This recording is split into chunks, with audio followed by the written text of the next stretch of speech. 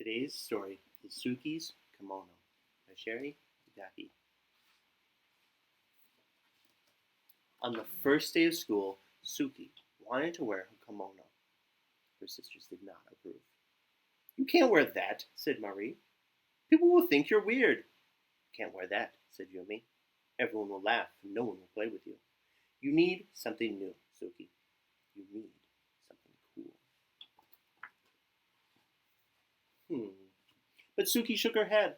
She didn't care for new. She didn't care for cool. She wanted to wear her favorite thing. And her favorite thing was her kimono.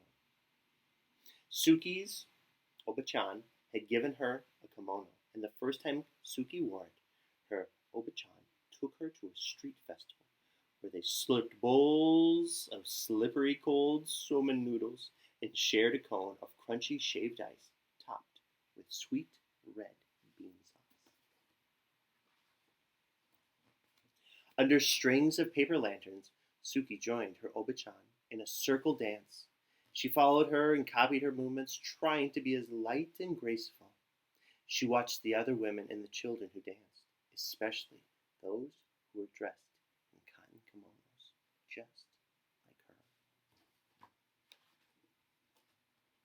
Later, Suki sat so close to the stage that when the takoto drummers came and performed "Boom, boom, boom, boom," she felt like she'd swallowed a ball of thunder and her whole insides were quaking and quivering. Before they left the festival, Suki and her Oba-chan had stopped at a souvenir stand, and there were many things to choose from.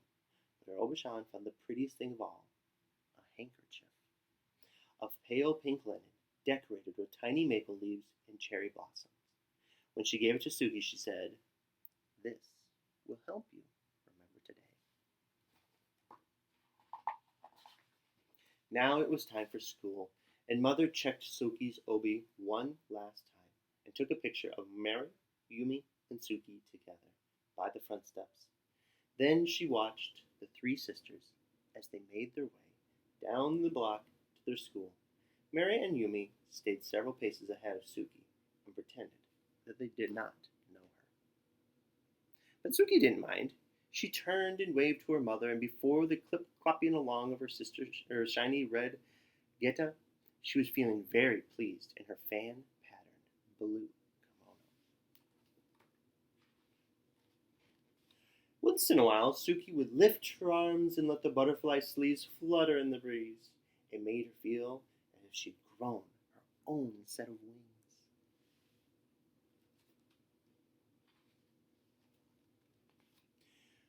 Then, when they reached the school, Marie and Yumi hurried across the yard to a group of their friends. Suki stopped. She looked around. Some of the children turned and stared at her. Others giggled. Some even pointed at her kimono. But Suki, she ignored them. She took a seat on a swing to wait for the bell. And a girl, dressed in overalls, just like the pair Suki had at home, sat on the swing beside her and said, "Hi." "Hi," said Suki. "Hi, Penny." "How come you are dressed so funny?" Penny asked. "Where did you get those shoes?" Suki lifted her feet off the sand and wiggled her toes. "I'm not dressed funny," she said. "My grandmother gave me these shoes." And Suki started pumping her legs, and after a moment, Penny did the same thing. And soon they were both swinging as fast and as high as they could. Whoosh! Swoosh, up and down, back and forth. Now, when the bell rang, Suki and Penny jumped off their swings and they ran to the gym for the first day assembly. Once they were there, finally they had taken to the new classroom. Suki chose a desk near the window, and Penny chose a desk next to Suki. As they waited for everyone to find a seat, two boys in front of Suki turned around and snickered into their hands. One of the boys reached over and snatched at Suki's sleeve. "Look at this," he said. "She's a bat." Suki felt her cheeks burning. But she did not respond. Instead, she concentrated on sitting up straight and tall, the way her Oba-chan always did. It was easy to do, with the obi wrapped snug around her middle. Her obi was golden yellow, and its folds Suki had tucked away her pale pink handkerchief. "Welcome to first grade," said the teacher. "My name is Mrs. Piaggio." She smiled. "Let's introduce ourselves and tell everyone what did we do this summer." When it was her turn to speak, Suki stood up and told her teacher her name. "Hello, Suki," said Miss Piaggio. "And what did you do this summer?" "My grandmother visited us," she said, straightening her sleeves. "And she brought me this kimono and my kita." Suki raised her foot to show her teacher her wooden clogs.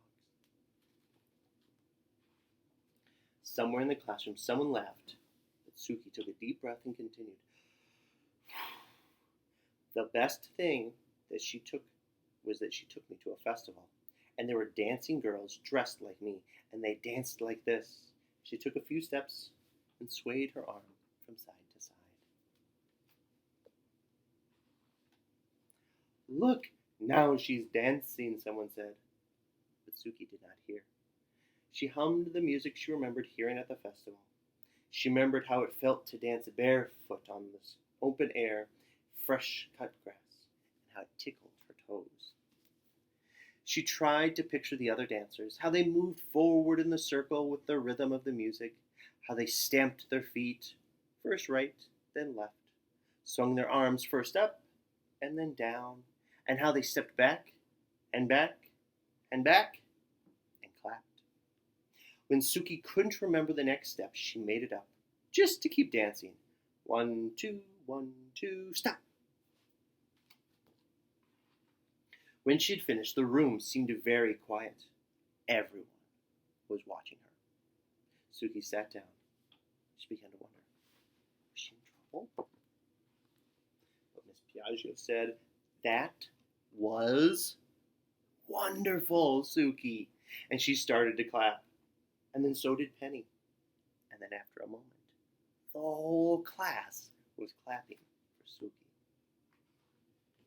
After school, as the three sisters walked home together, Mari and Yumi grumbled about their first day. "No one even noticed my new sweater," said Mari. "No one even noticed my new cool shoes," said Yumi.